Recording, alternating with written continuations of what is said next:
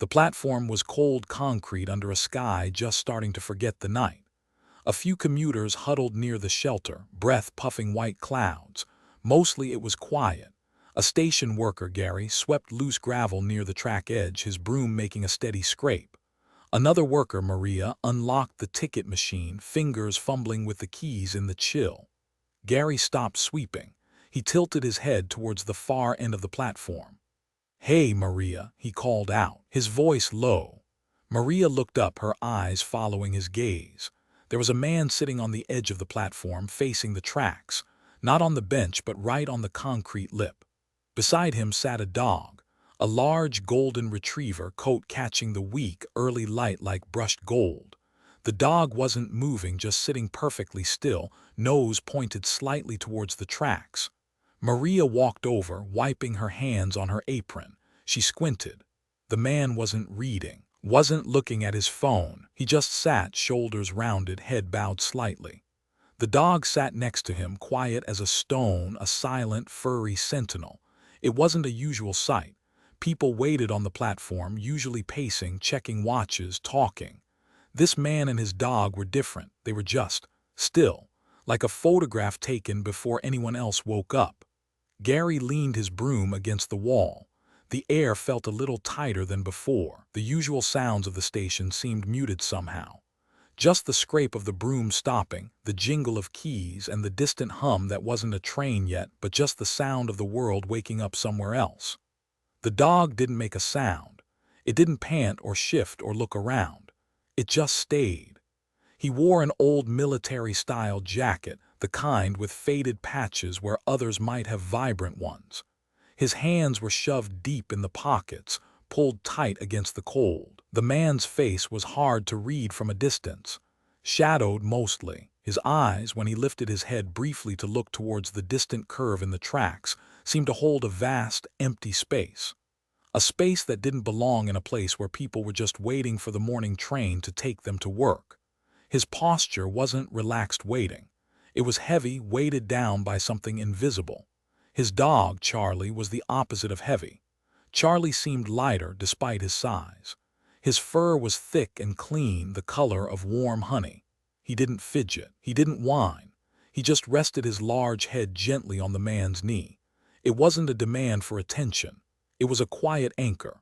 The dog's eyes scanned the platform, the tracks, the distant trees, but his body remained perfectly connected to the man. A silent conversation held through the pressure of fur on denim. The man's hand came slowly out of his pocket and settled on Charlie's back. Just rested there, not stroking, not petting, just making contact. A connection in the cold air. The morning sun started to touch the highest buildings in the distance, but the platform remained in shadow. The man and the dog remained in their own shadow. The man didn't look at the dog. The dog didn't look at the man. They just were together in a bubble of shared stillness that felt both comforting and profoundly sad to watch. The cold didn't seem to bother Charlie. His fur was thick. The man shivered slightly, but didn't move from his spot on the concrete lip. The train wasn't due for a while, but they were already there, waiting for something. Up in the small control room overlooking the platform, security guard Miller watched the camera feed. He'd been monitoring the station for 5 years. Saw all sorts of people pass through. Loud ones, sleepy ones, ones rushing, ones waiting patiently. He knew the rhythm of the place before the morning rush truly hit. This man and his dog didn't fit the rhythm. Miller checked the time on his screen. They'd been there since before the first light, before he even started his shift. Over an hour now, sitting in the exact same spot. No movement, no preparation for a journey. He zoomed the camera in slightly. The man's face was still hidden, but he could see the tension in his shoulders, even through the thick jacket. He could see the dog's steady, unwavering gaze fixed ahead. It wasn't normal waiting behavior. People shifted, checked phones, paced. This was a stillness that felt deliberate, final. Miller felt a prickle of unease crawl up his neck. The next train was due in under 10 minutes. It was the fast commuter line, didn't usually stop at this smaller station, just roared through at high speed. A notice board nearby listed its arrival time as non-stop. Miller checked the feed again, his eyes fixed on the silent pair. The man hadn't even flinched when a delivery truck rumbled past outside the station. The dog hadn't barked or even lifted his head. It was too quiet, too focused. Miller stood up from his chair, a knot tightening in his stomach. He looked down at the platform from his window, then back at the screen. 10 minutes, that fast train. Something about the angle the man was sitting at, so close to the edge, and that intense stillness. It just felt wrong, deeply, fundamentally wrong. The sound came first, a low rumble in the distance, growing quickly.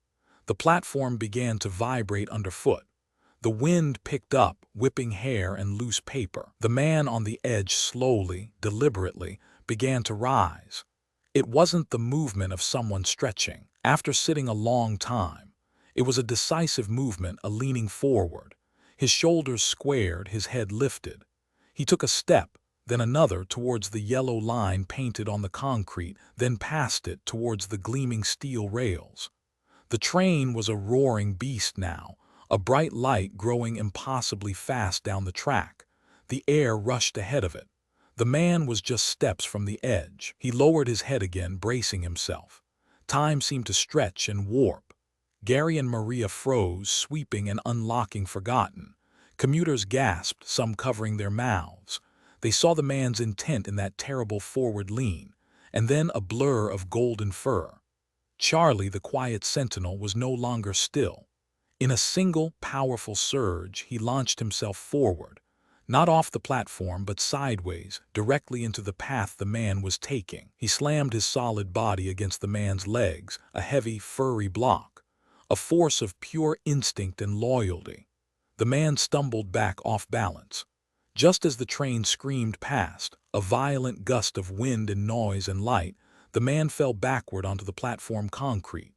Charlie scrambled, his paws finding purchase on the rough surface, keeping his body between the man and the tracks. The train's emergency brakes shrieked, a terrible tearing sound that ripped through the morning air. Metal ground against metal, a sound of raw protest. The train was slowing, but it had been moments away from disaster. The air was filled with the tearing sound of the train brakes, and then, as the noise began to subside, with the sound of human voices.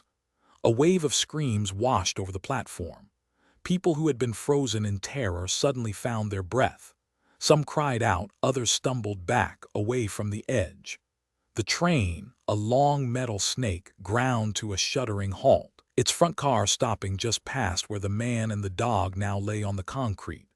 The man, no longer leaning or standing, had collapsed. He wasn't trying to move. He was curled in on himself, his body shaking with deep, ragged sobs that tore from his chest. Loud, broken sounds that erased the quiet stillness he had held moments before. Charlie, the golden retriever, didn't move away. He nudged the man gently with his nose, a soft, persistent pressure against his arm. He licked the man's face, whimpering low in his throat, not the bark of a hero dog, but the quiet, worried sound of a companion comforting pain he didn't fully understand but felt nonetheless. Gary and Maria rushed forward, their faces pale. "Are you okay?" Maria knelt down slowly, her eyes on the man, then on the dog. Charlie stood over the man protectively, a low growl rumbling, but his tail gave a tiny, tentative wag when he looked at Maria, as if torn between guarding and his gentle nature. Sirens began to wail in the distance, growing closer. Someone on the train, the conductor perhaps, was shouting instructions through a speaker, but the words were lost in the aftermath of noise and fear. The man continued to sob, the sound raw and painful. Charlie stayed pressed against him, a solid, warm weight. Security guard Miller didn't wait. As soon as the train stopped, he was on the phone to emergency services, then pulling up the station's main camera feed. He rewound it, his hands shaking slightly on the controls. There it was, the man rising, his body language unmistakable. The train lights bearing down, and then the flash of gold, impossibly fast. Charlie's body hitting the man's legs, the man falling back. The train screaming past. It was clearer on the main angle than it had been through his window, raw, unedited. He saved the clip immediately. Authorities would need it. But Miller knew this wasn't just evidence. It was something else, something powerful. By the time police arrived, the clip had already started to circulate. A phone video taken by a commuter had captured the last few seconds: the dog's leap, the man's fall, the train stopping. That video, shaky and raw, hit social media like a shockwave. Then the station's own clear, steady security footage was released to the proper channels, and from there it exploded. People shared it, commented on it. The story of the dog who jumped between his owner and a speeding train became the only thing anyone in town was talking about. "Did you see the video?" Strangers asked each other in the grocery store. "That dog," they would say, shaking their heads in wonder. The security camera hadn't just recorded an event. It had captured a single, selfless act of loyalty so profound it stopped a train and for a moment stopped the busy rush of the town itself. The golden retriever Charlie became an instant, unexpected hero. His quiet act of faith had been seen by everyone. Police response was swift and careful. They needed to know who the man was, why he was there, who the dog belonged to. They checked missing persons reports, cross-referenced descriptions. His old military jacket was a clue. A small, faded unit patch still visible on one sleeve led them to the veteran community. It didn't take long. The jacket, the general description, and the date of his last known address, which was months ago, painted a picture. His name was James Carter. The records showed a distinguished service history, multiple tours in Iraq, commendations for bravery under fire. A man trained to face danger to protect others, but his more recent history was harder to trace. No current address, no listed next of kin who were close by. He had, effectively, disappeared from the system, a ghost moving through the edges of society. The veteran who had stared down combat had been brought to his knees by something invisible. And the dog? Charlie didn't have papers immediately visible, but his collar had a faded tag. It led back to a local animal shelter's adoption records from 2 years prior. James Carter had adopted him, a stray or perhaps surrendered. The shelter staff remembered James, quiet, polite, said he was looking for a companion, a dog who was calm and steady. He had chosen Charlie, a dog who sat patiently even in the noisy kennel. The pieces came together, forming a story of a man who had served his country, who had been lost, and whose only constant tie to the world seemed to be the loyal, silent creature at his side. Emergency responders were gentle with James. He was still shaking, the sobs quiet now but deep within him. They tried to help him stand, but he resisted, clinging to Charlie. The dog stayed pressed against him, a warm weight grounding him to the cold platform. Medics checked James over. No physical injuries from the fall, just the deep, obvious emotional distress. They determined he needed medical and psychological evaluation. He had to go to the hospital. The problem was Charlie. When they tried to separate them, even just a few feet, Charlie reacted. Not aggressively towards people, but with a low, insistent growl directed at anyone who came too close to James without his permission. He nudged James, whined softly, planted his body between James and the paramedics. It was clear the bond wasn't just companionship. It was vital.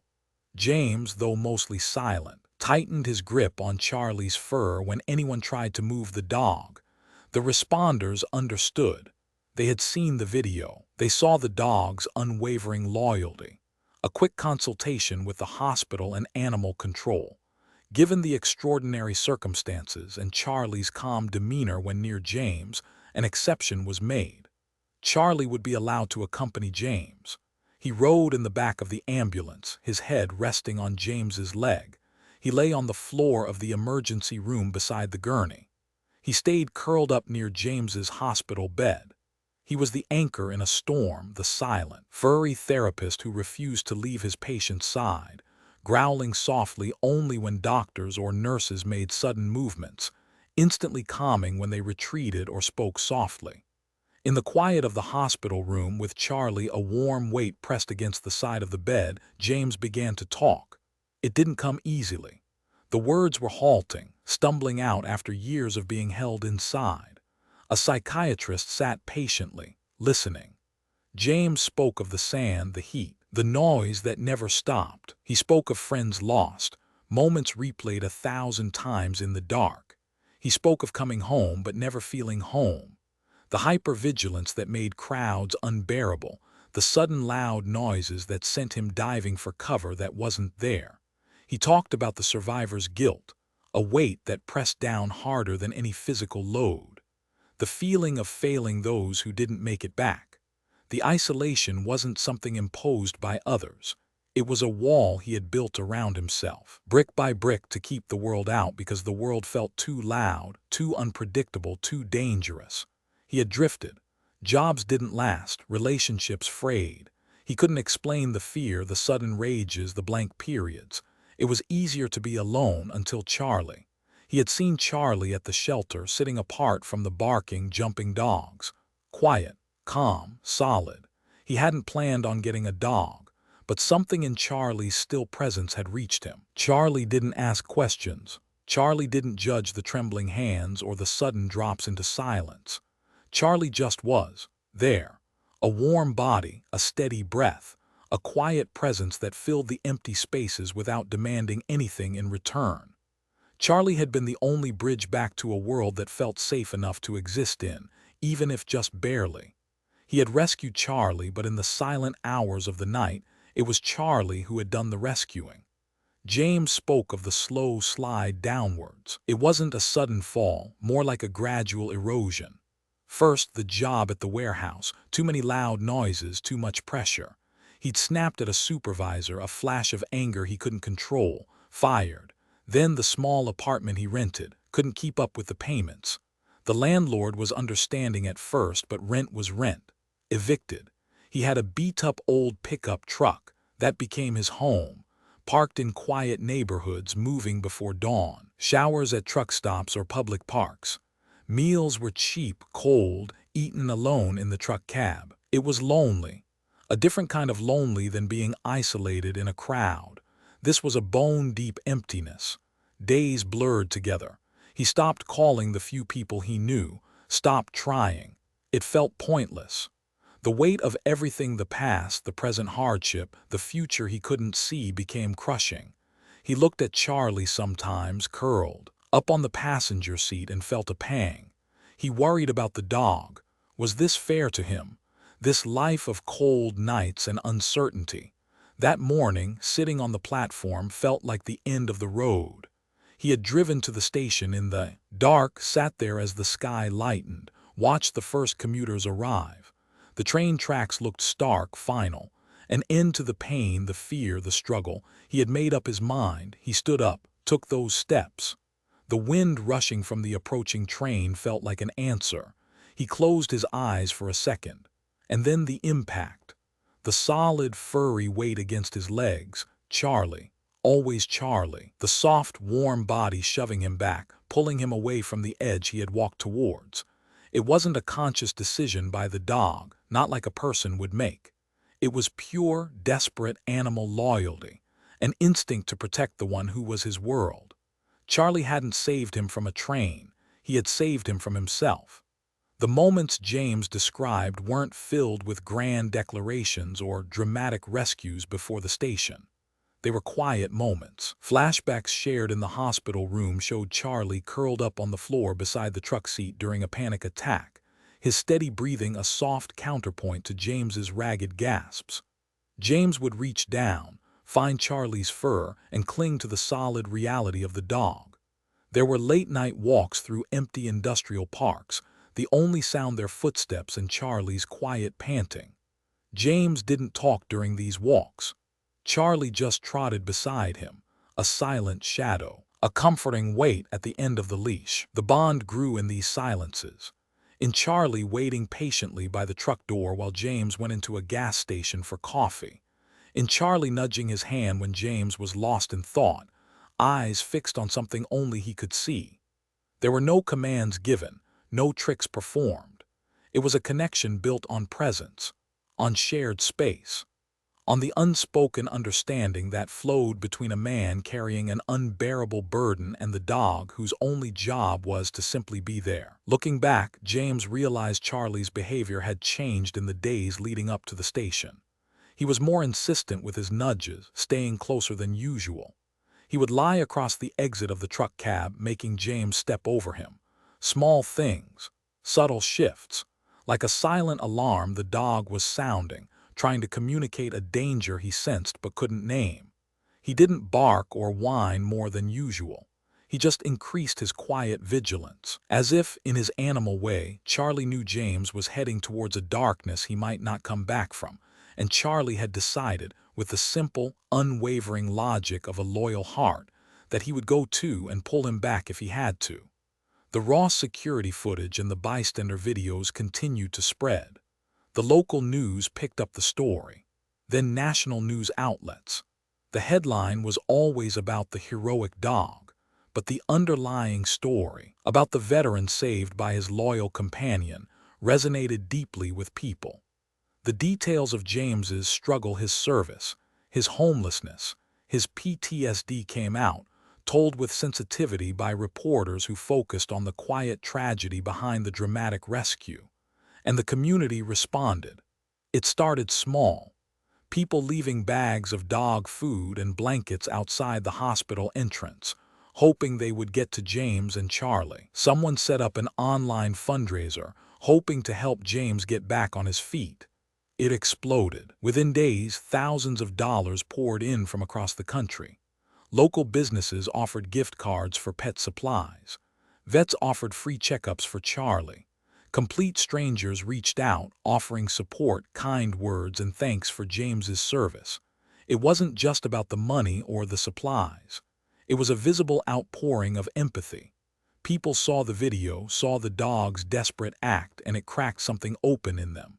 They saw the quiet man saved, and perhaps saw the invisible struggles carried by others around them.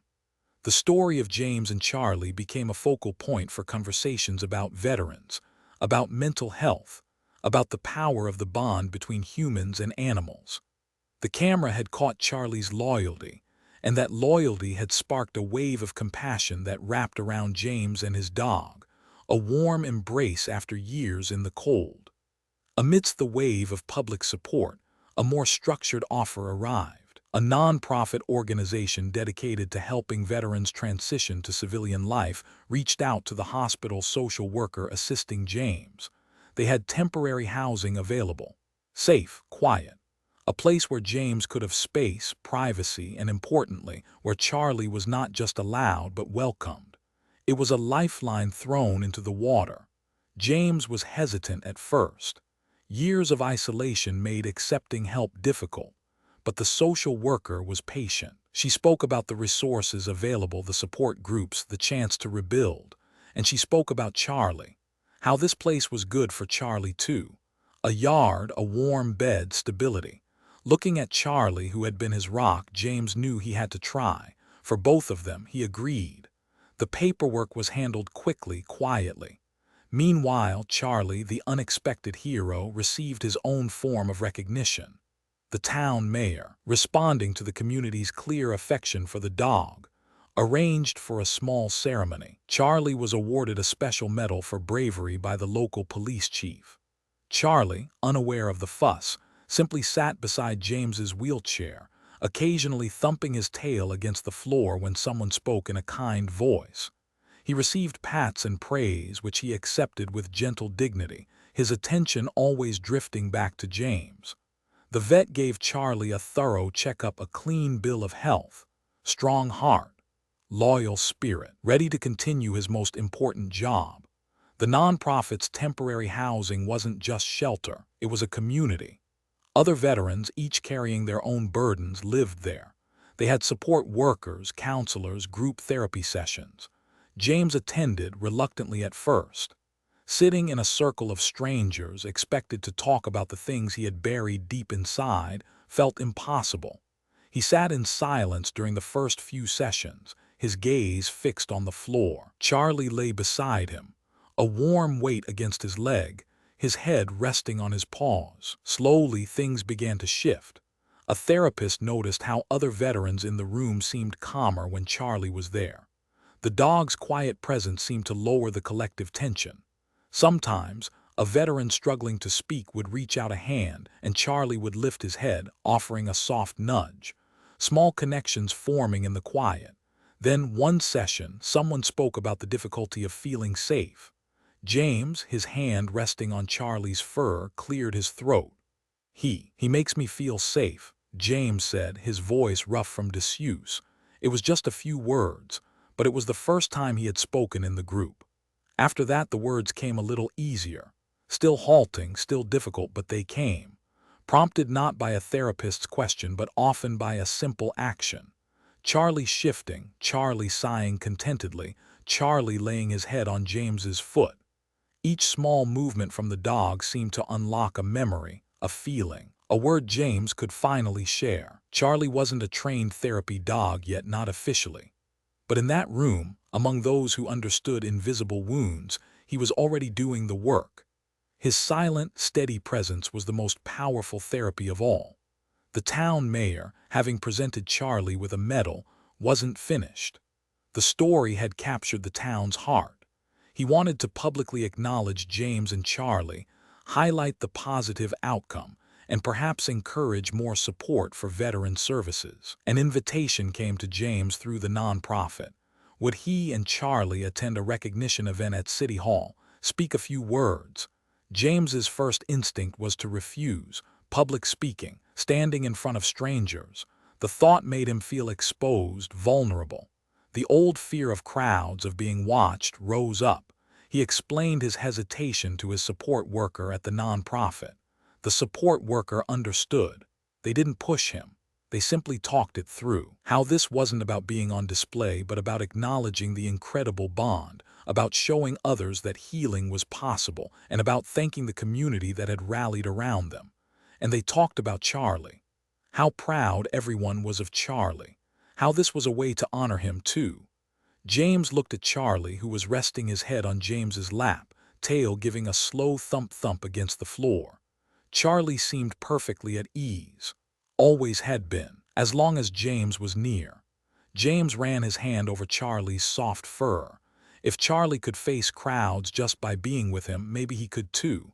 Maybe facing this small fear could be another step forward. He took a deep breath. "Okay," he said quietly, "we'll go." Not for himself, not really, but for Charlie, and maybe, just maybe, for whatever good might come of it for others like him. City Hall was filled with people. Reporters, community members, city officials.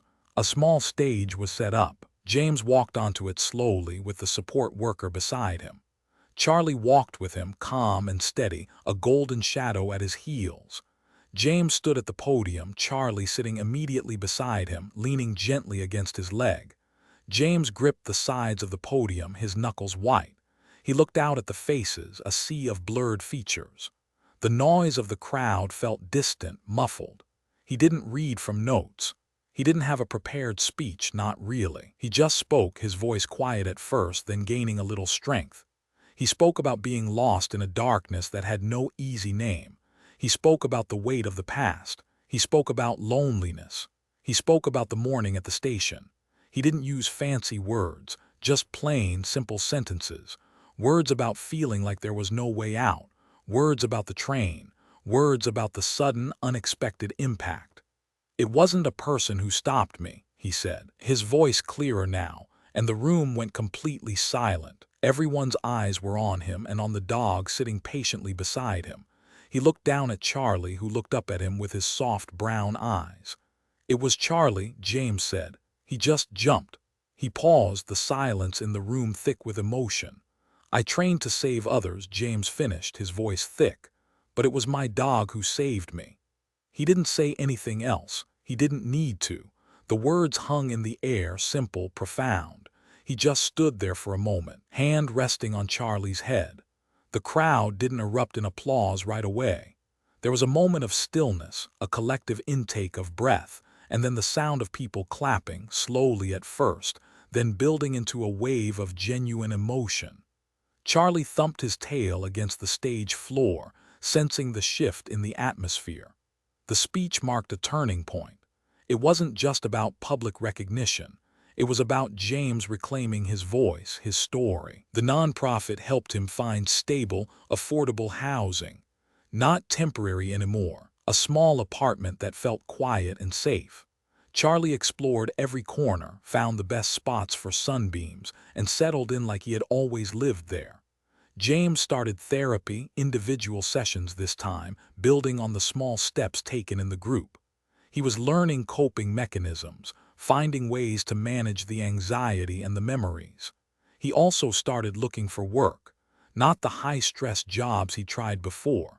Something different. The local VA hospital was looking for peer support specialists, veterans who could help other veterans navigate the system, connect with resources, and transition back to civilian life.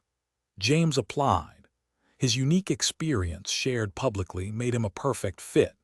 He started working part-time, sitting with veterans who felt lost, sharing his own journey, not with dramatic stories, but with quiet understanding and practical advice. He knew the darkness they were in, because he had been there. And Charlie became a regular fixture at the VA hospital. He went through formal training and was certified as a therapy dog. Now, he wore a blue vest that identified him as a working dog. He would lie calmly in the waiting room, offering a silent presence. He would visit veterans in their rooms, allowing them to bury their faces in his fur, to find comfort in his steady presence. He wasn't just James's support anymore. Charlie's quiet loyalty, the same loyalty that had saved James, was now a source of healing for many others. The dog who jumped had opened a door not just for James, but for a whole community. The train station decided to do something permanent to honor Charlie. The platform where the rescue had happened was a place people now pointed to, whispering the story. The town council approved a proposal to place a memorial bench there. It was made of sturdy wood and metal, placed slightly back from the edge, facing the tracks but in a position of safety. A plaque was affixed to the bench. It didn't need many words. The story was known. It simply read, "In recognition of Charlie, a golden retriever, for his extraordinary loyalty on this platform, saving a life on date of incident. To the one who jumped not for glory but for love." It was a simple tribute, a quiet acknowledgement of a profound act. People would sometimes sit on the bench, looking out at the tracks, perhaps thinking about the invisible lines between despair and hope, and the unexpected ways we are pulled back. James visited the bench sometimes. Not often, and usually when the station was quiet. He would sit there with Charlie beside him on the bench, this time safe and solid. He didn't talk about that morning. He didn't need to. Sitting there, feeling Charlie's warm body pressed against his side, watching trains rush by safely, was enough. It was a reminder of how far they had come. From the cold concrete edge to a place of quiet remembrance, built on the foundation of a dog's unwavering love. The bench wasn't just a memorial. It was a symbol of a life returned. The impact of Charlie's rescue extended beyond the local community. A documentary series about service animals and their role in human health picked up their story. They interviewed James, his support worker, the security guard Miller, even Gary and Maria from the station. They compiled the public footage, the security camera angle, the bystander video, but they focused on what happened next. The quiet moments in the hospital, the hesitant first words in therapy, the gentle presence of Charlie at the VA. The film segment wasn't about the dramatic jump, not really. It was about the aftermath, about the slow, difficult process of healing, about the things the camera at the station couldn't see.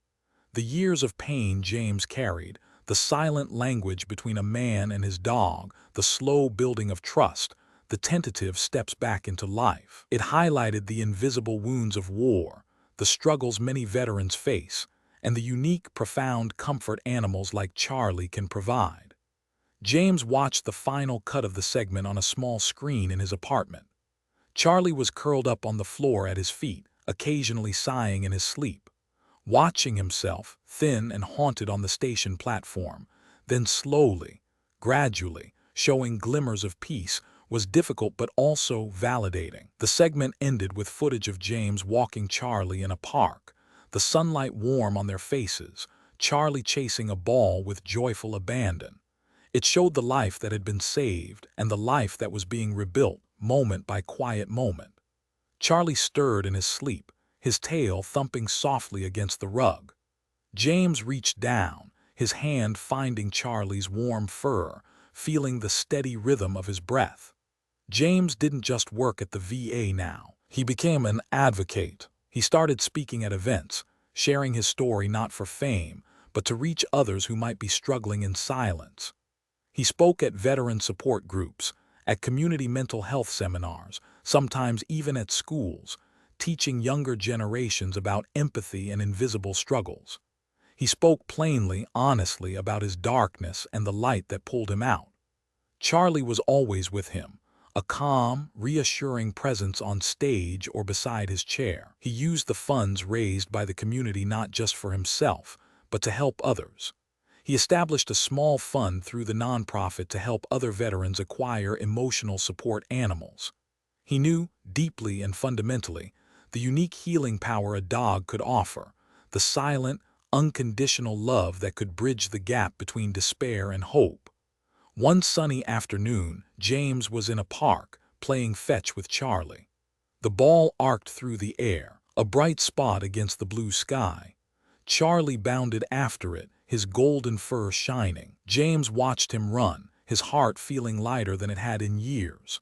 He threw the ball again and again, smiling as Charlie happily retrieved it, dropping it at his feet, tail wagging furiously.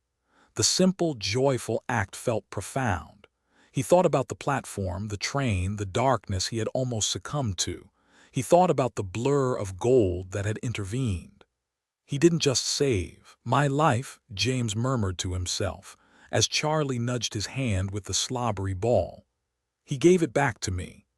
The sunlight was warm on his face, Charlie was panting happily at his side, and the world felt quiet, safe, and full of a simple, enduring kind of love.